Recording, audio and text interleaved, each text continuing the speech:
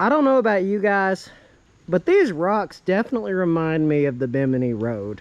What's up, you guys? Chet-Guthrie, the Dream Poet here, coming to you all from a rather rainy day here up in the mountains. To be more specific on what mountain we are on today, we are on Raccoon Mountain. Raccoon Mountain is a part of the Lookout Mountain system here in this area of Chattanooga, North Georgia. And today, guys, there is something very special for what we're about to see right now. And that is what is beyond these doors right here. Raccoon Mountain Caverns. I think this is pretty interesting. This is a great cave entrance, if you ask me. It's totally non-descriptive. But anyway, you guys, Raccoon Mountain Caverns, it is actually an older tourist cave than its cousin, Ruby Falls, which is just up the mountain. You see, the year was 1929, and Leo Lambert, a very well-known adventurer of his day, a very interesting caver, an interesting man that liked to do his splunking, what have you. He was in search of Raccoon Mountain Caverns. However, while they were digging, trying to find the source of all the air that was coming up through this hole that they had dug up on the top of the mountain, they had accidentally discovered Ruby Falls. And this cave right here has a lot of interesting history behind it. It's got one room that's called the Crystal Palace, a really beautiful room. Really look forward to seeing that today. But I want to show you what is outside the caverns. It's something that is really cool and a very interesting piece of Chattanooga's tourism history. And that is this A-frame right here. This A-frame, it might look like a normal building, probably for all your people who are wanting to have a snack before going inside the caverns. But in all honesty, it actually has an even more interesting history behind it. And I think the big giant wire kind of gives it away. You see, there used to be an alpine cart that used to go from this building right here up to the very top of the mountain. Present day, it is no longer here. However, the building still is. The reason why they didn't get rid of it is because where this big giant beam is, this big giant wire, if they were to tear that building up, that wire is under so much stress and tension that it could really do a lot of harm. So I think what I'm going to try to show you guys the best way I can is what the gear room looked like, or the power room, I guess you could say. And I think the best way to really see it is by going back here. Let's see how far we can get. This is probably about as far as we are going to get, just because the building is closed. It looks like they do have a lot of caving gear right to the left of me. Honestly, I'd like to actually do some real caving one of these days, but today is not one of those days. Actually, there might be a better way to see it right here. Well, unfortunately not. There is obviously a lot of junk here in this gear house.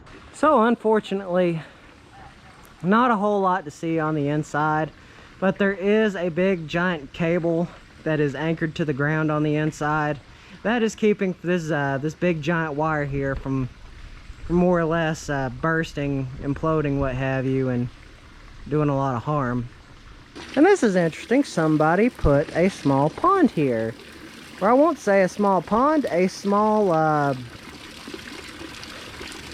fountain. There we go. Raccoon Mountain Mining Co. 1931. Oh, this is a part of the small gem mining area that they have here at the mine. Well, not mine, at the caverns. Oh, look, there is a fishy. Hey, buddy. Oh, he's running away. Oh, no, no, no, coming around, and yeah, I think he thinks that I have food. Yeah, if you all do not know, Raccoon Mountain Caverns, they do have a small gem mining area. I think the water fountain over there was to give some ambiance to it. I think the word would be ambiance. But it does look like there's no real water running today. Unfortunately not. Still, that's pretty cool.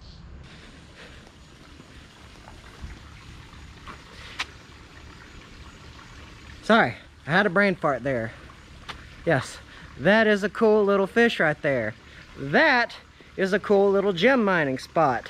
But let me show you this. This is another part of that old alpine cart that used to run up and down the mountain. This right here is one of the pieces that would hold the cart in place as it went up the mountains. Obviously, it has seen better days. But I think really the thing that held on to the wires is this thing right here. I really don't know what the big motor piece would have been used for.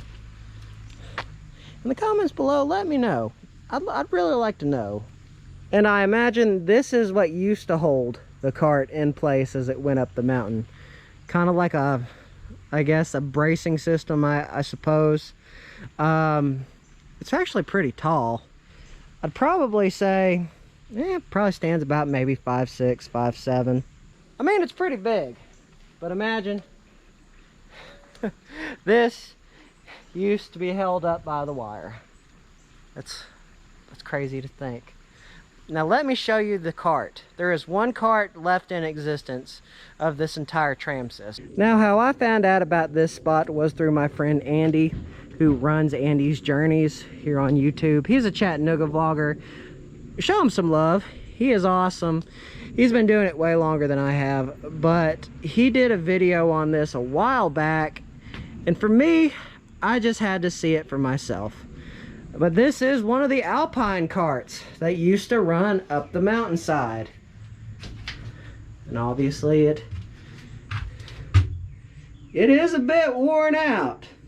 But here's a placard that tells more about it. The discovery of the cave and its early visitors is lost to history. No evidence of Native American visitation has been discovered here.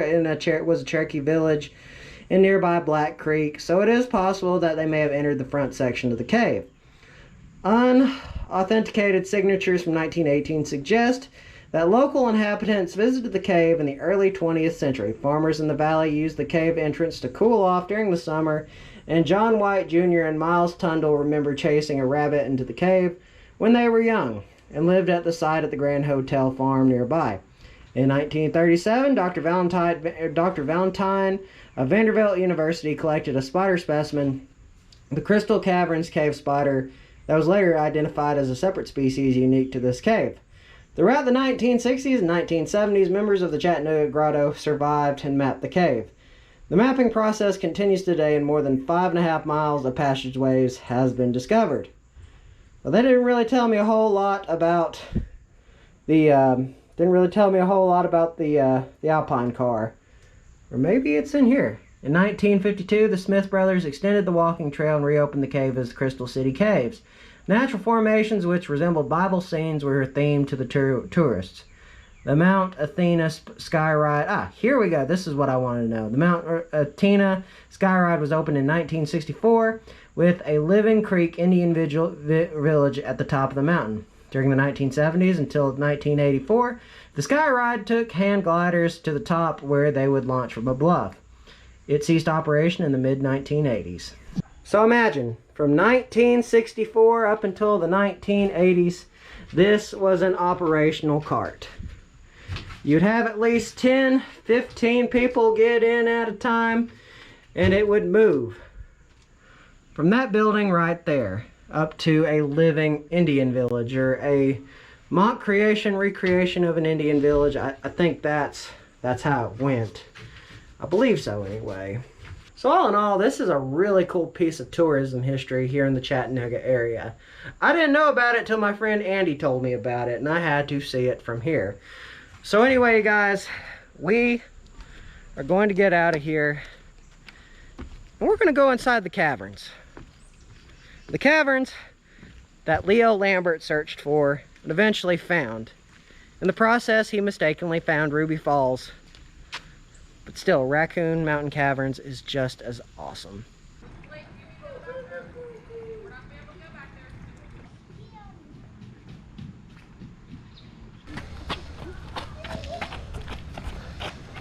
This is way different than Ruby Falls. I did a video on Ruby Falls a while back in December for my Christmas staycation series. But this is different. I like the fact that we have to walk straight into the cave from here on the ground at the foot of the mountain. It creates an ambiance. Whew. Oh my goodness, you guys. That cool air just hit me. Oh, that feels good. And rule of thumb, gotta clean your shoes before you enter the cave. Don't want any type of fungi to get in there. No fungi at all. Looks like they found anywhere from ammonite right there. It looks like they found Archimedes and crinoids. That is really cool. Just goes to show what Tennessee was like millions of years ago. Oh, dude. Check that out. We are finally starting to get into the formations, you guys. Awesome. It looks like we've got some stairs right there to keep going. Keep on going. Oh my God. This is a very big room. If you wanted to hike about 6 hours into the cave, you could come to something about 20 times the size of this, guys. Oh my gosh, this is amazing. Hollow all the way throughout, and you used to be allowed to grab them, break them off the ceiling, and drink through them like a little straw. Now, really, I don't know who would want to do that. It tastes pretty rocky, pretty salty, and all the water has a high content of magnesium, which is a natural laxative, so I had to have restrooms closer. Remember them because the names are very similar. Stalactites hang tight to the ceiling. A stalagmite you might trip over because it's on the ground. And then eventually they'll grow together and create these big columns. We had yeah, might grow up. There's a million different ways. That's the best one I could remember it by though. But this guy here is basically whenever they grow together. That's what you call a column. You could also call them a pillar if you want to. All up to y'all guys. But we had a little 2-3 inch piece taken off of the top because that's where they usually start out from. It came back to 500,000 years old. That is older than us Homo sapiens as a species. According to fossils and everything else they've been able to find about humans or Homo sapiens, we only date back 300,000 years ago. This is 500,000 years old. So imagine if they could have took something off of any of these bigger formations throughout. It might have came back to a much older reading, but they don't want to go through here knocking a bunch of stuff off whenever they already knocked something off of this one. Oh my God, you guys, this is so amazing. This is what they call the Crystal Palace. This is what Leo Lambert found in his group of men, or what they were looking for. Oh my gosh, this is so cool. That was some really interesting information. Oh cool, more calcite. Oh. Dude. Looks like we've got some more formations right there. Oh wow. That is cool. Okay, now this ambience is really cool. Deep, really dark, and so what's that? I said a squirrel. Oh, that is so cool. But you guys ever heard of Leo Lambert, or not Leo Lambert, you guys ever heard of Ruby Falls before? Yeah. Alrighty, surely. They're so well known that they have other signs in other countries, guys. But Ruby Falls, they have the same surveyor / builder of pathways as this place right here. Back in 1928, Leo Lambert came in and surveyed this cave system. He liked it so much he bought it in 1929, and then only 2 years later in 1931 started his tours here. That's not really a lot of time to build a pathway or to explore the cave, so he had none of that behind us we're going through today. He only had the big Crystal Palace room here. And this was his original staircase. It's not really too great. We don't use it no more because you'd probably fall. But also this takes you down and around. Underneath that rock I called the ice cream sandwich. And you walk straight out of the cave from there. It was like a 5-minute cave tour. It wasn't worth your time, wasn't worth your money. This is in 1931. The dude knew nothing about caves and he only had a candlelight. So your tour is something like this. He's like, all right, everybody, this is a rock. This is indeed, in fact, a rock. Your 5 minutes are up. Let's get out of here. And that was $15 in 1931. Oh, wow. That's like $150, $200 in today's standards, and it's pushing near the Great Depression. So people would rather go and buy food than come and buy a cave tour. So that was really cool. That is where Leo Lambert started down here. And right there's a dynamite. And he was actually trying to connect these cave systems. But ultimately, that didn't work. And now, we are having to crouch down. This. Oh, there we go. Finally, we're through again. At least for the time being, anyway. Now this is interesting. Yeah, this little pool That of is water a here cave is what we pool. like to call the reflection, or this is what we call the wishing well. So the Smith brothers were European, and apparently back in the 50s, it was European tradition to put in a wishing well if you had a cave system at the time. I've done a lot of research on this. I can't find nothing about it. I think they was using it as a money racket, coming through, scooping out them loose coins, having a good lunch at the end of the day, you know? I mean, this is the 50s. If you're gonna throw away money, they're gonna take it. But in the 60s, they realized 1 penny is worth 1 cent. So they started leaving all the coins in here, kind of letting them accumulate over time. And then they went bankrupt in 1964. Everyone has went bankrupt with this cave system so far, except for the current owner. And he's, well, I guess you could say previous owner. He sold it 3 weeks ago. It's not really a bad thing. We're getting a new building put up top. We're getting a lot more funding. The guy was a doctor in Chattanooga, ER doctor, and he was the fire chief of Raccoon Mountain. He was a little bit too busy to own a campground in a cave with all that too. Yeah. But after he sold the place, or whenever he bought the place, more or less is what I'm trying to say, back in 1995, all the coins were still sitting in there from 1964.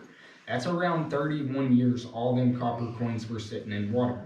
So eventually, the coins eroded, created this green ring, turned all the water that color green. Copper oxidized, created this patina effect here, like the Statue of Liberty. So this was a toxic environment for the salamanders. They want us to tell you that it's no longer toxic. That's a lie. It's still toxic. We ain't seen a single salamander here yet. It's probably going to take a few hundred years for it to revert itself. Once you do damage to a cave, it's kind of irreversible. And if it's not irreversible, it just takes a very long time. But everyone watch your head up here. Call it the can opener and it can open you up. And if you look to your left, this dynamite hole is going out. Anybody heard of Fat Man Squeeze? I think that's more Rock City than anything else. Oh wow. Yeah, this is opening up. This is a big chamber, you guys. It just keeps going. Actually, I'd say I think this is bigger than Ruby Falls. This is really, really cool. I kind of like this better than I do Ruby Falls, not gonna lie. Oh, this is cool. Oh, cool. Looks like we have some more stalactites and stalagmites. It feels like it's getting smaller. Okay, this was worth the money, not gonna lie, this is cool.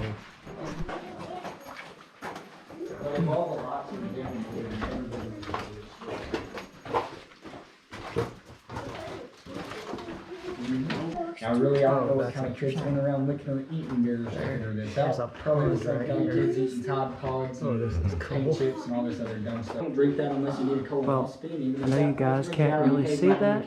There is a small pond. This pond is about 2 to 3 inches deep.